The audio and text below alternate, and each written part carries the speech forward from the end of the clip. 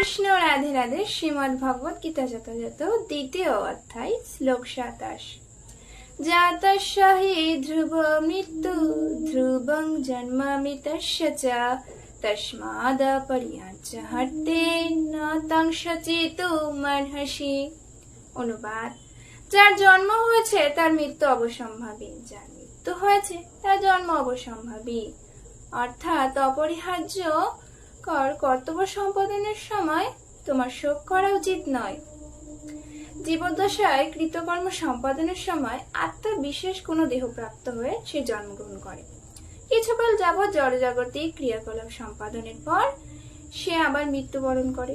এইভাবে যতক্ষণ না পর্যন্ত সে জড়বন্ধন থেকে মুক্তি লাভ করে ততক্ষণ পর্যন্ত এই জন্ম মৃত্যু চক্রে আবর্তিত হতে থাকে।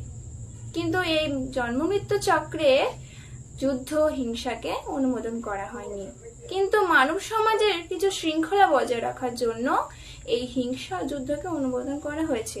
ঠিক সেইভাবে ভগবানের নির্দেশে যখন যুদ্ধক্ষেত্রে অর্জুনকে যুদ্ধ করতে বলা হয়েছিল তখন সে আত্মীয় স্বজনের বিয়োগ হবে বলে চিন্তা করছিল। কিন্তু শ্রীকৃষ্ণের নির্দেশে অর্জুনের যুদ্ধ করাটাই প্রধান ক্ষত্রিয়ের ধর্ম ছিল। হরে কৃষ্ণ, রাধে রাধে, হরি বল।